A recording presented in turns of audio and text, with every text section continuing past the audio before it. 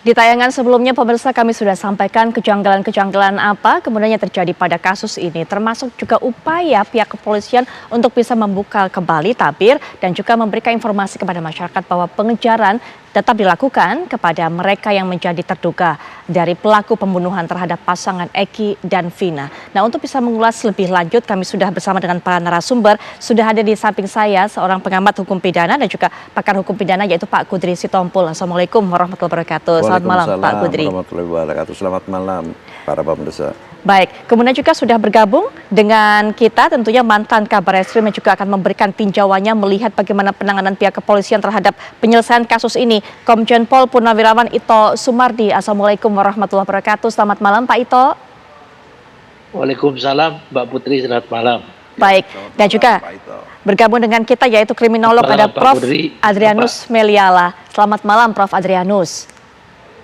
Selamat malam, Mbak Putri. Baik, karena waktu dari Prof. Adrianus juga terbatas, maka langsung saja saya ingin dengarkan bagaimana pandangan Prof. melihat kasus ini, penyelesaiannya ataupun juga upaya dari pihak kepolisian untuk bisa mendapatkan menangkap pelaku jika cukup lama. Kesulitan apa sebenarnya yang terjadi menurut kacamata dari Prof. Adrianus?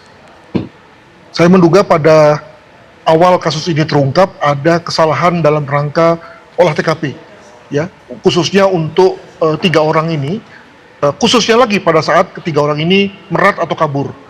Dalam dunia kriminologi, maka konteks kaburnya seseorang itu biasanya mengikuti pada yang kita sebut sebagai mental map, ya, peta mental. Kita cenderung untuk kemudian lari ke tempat-tempat di mana kita familiar, rumah teman gitu ya. Tapi kelihatannya 3 orang ini lari ke tempat-tempat di mana tidak di rumahnya, tidak ke rumah saudaranya, tapi ke tempat yang lain dan mungkin juga dibantu, sehingga kemudian ada kesulitan dalam rangka kepolisian dalam rangka mengungkapnya, sehingga kemudian ketika bekerja dengan waktu, maka 8 orang yang segera dimajukan, 3 belum.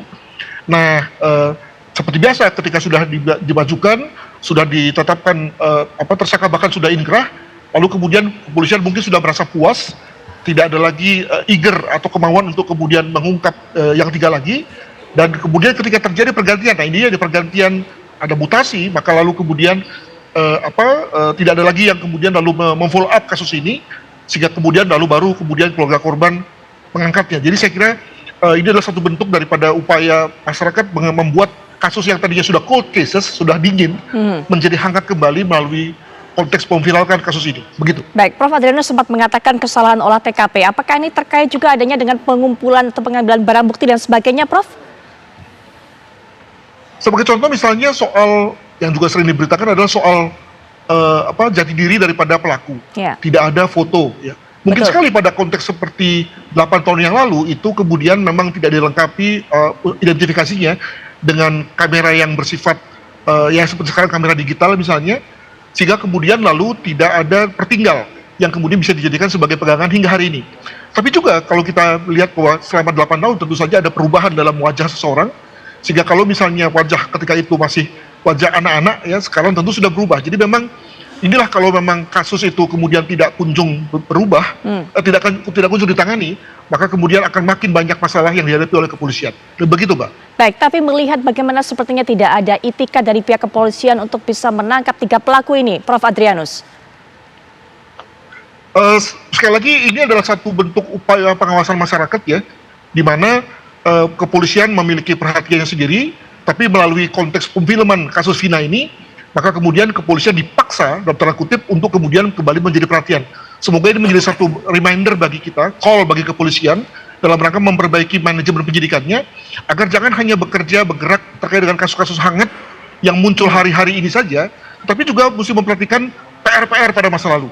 Para pejabat yang hari ini bekerja, jangan segan-segan untuk kemudian mengungkap kembali PR-PR yang sudah dibuat oleh pendahulunya. Begitu, Mbak. Baik, ini juga mungkin terakhir, Prof. Adrianus, melihat kesalahan olah TKP tadi, apakah juga kemudian mempersulit mereka untuk bisa melakukan pengejaran, hingga saat ini mereka juga tidak kunjung melakukan ataupun juga menangkap pelaku tersebut, Prof. Adrianus?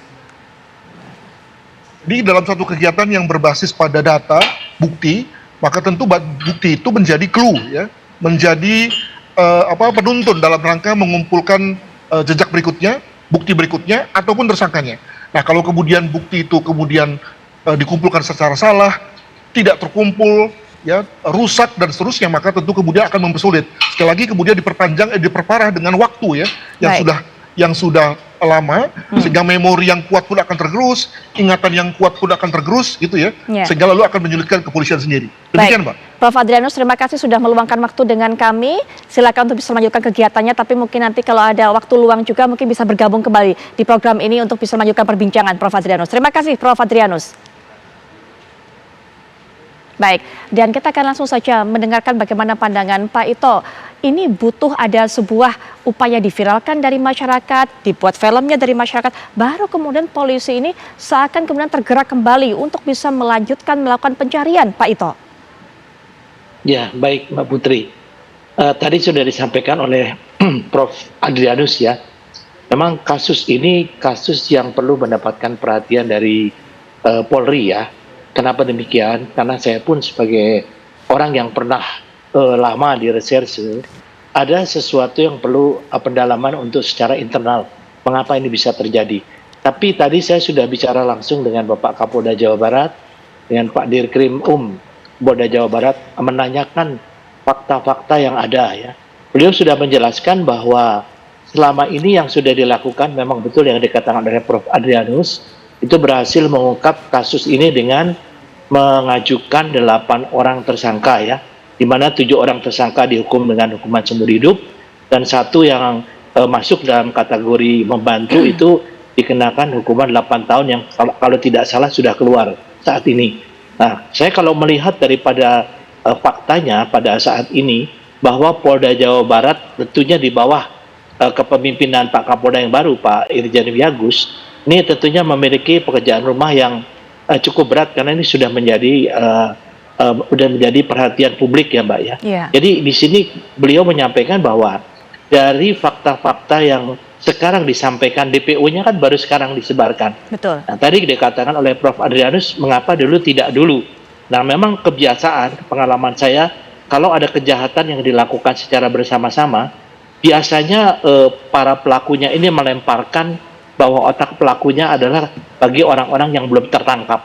Sehingga sekarang yang muncul kan otak pelakunya belum tertangkap. Padahal belum tentu juga, mungkin saja yang sudah dihukum seumur hidup itu mereka adalah pelakunya. Kemudian yang kedua, ya, informasi dari Pak Kapolda dan Pak Dirkrim bahwa seluruh tersangka itu mencabut keterangan, ya, keterangan baik terhadap dirinya maupun terhadap yang 3 orang ini.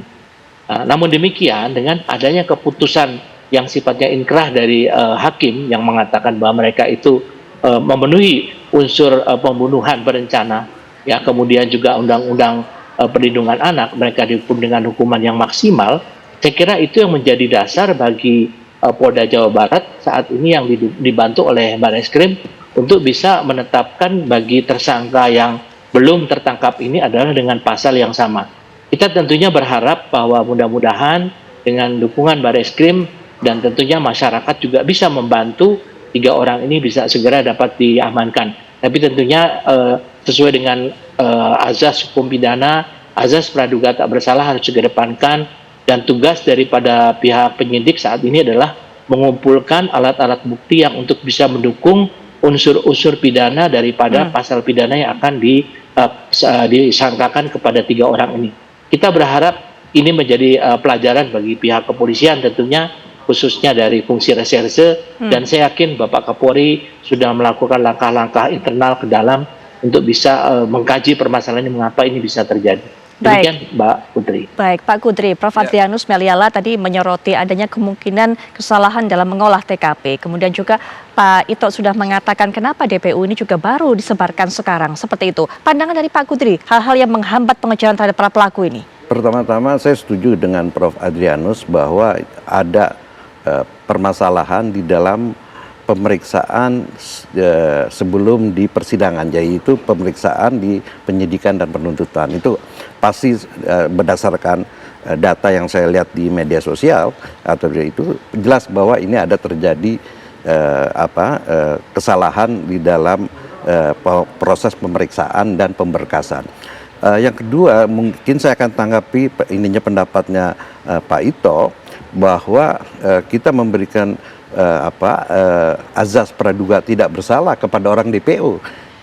kita tidak bisa berikan kepada praduga tidak bersalah orang yang bersalah. Kalau dia misalnya dia orang yang benar, kita hargai, dia mempunyai azas praduga tidak bersalah. Tapi kalau karena dia lari, dikatakan dan ini konsep ini sudah dipegang oleh Mahkamah Agung. Jadi terhadap perkara-perkara PK, orangnya ya pelakunya yang DPO itu tidak boleh mengajukan PK walaupun KUHP bilang. Tapi azasnya bahwa kalau orang DPO itu tidak bisa diberikan hak-hak yang ada diatur dalam undang-undang karena dia tidak menghormati undang-undang. Ini yang pertama. Nah, yang kedua saya mau secara global bahwa peristiwa ini menunjukkan bahwa sinyalemen atau persepsi masyarakat terhadap proses penegakan hukum kita yang buruk, bahwa proses penegakan hukum itu mahal, ya, dan bagi kalangan kecil rakyat bawah untuk mengakses dan memperoleh keadilan itu sangat sulit. Walaupun di dalam perundang-undangan kita bahwa setiap pemeriksaan perkara pidana azasnya itu cepat, sederhana dan murah. Tapi faktanya itu tidak cepat, tidak sederhana dan tidak murah. Dan ini menunjukkan bahwa pihak korban yang dari lapisan bawah itu sulit ya, memperoleh akses keadilan. Walaupun sudah dikatakan, kita dengar cerita di beberapa katakan media gitu, YouTube sudah sulit, bahkan dia ditekan.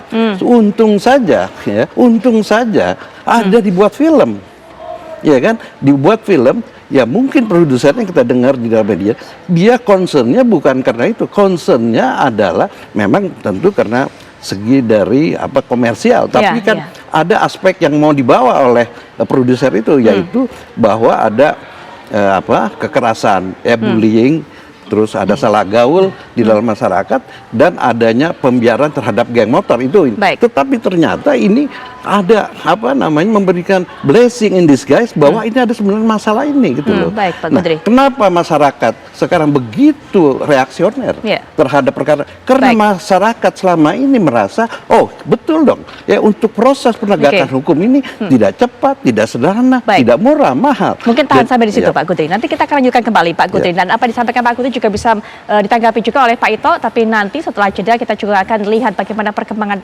terbaru dari penanganan kasus ini. Sudah nanti juga terhubung dengan perwakilan dari Polda Jawa Barat sesaat lagi.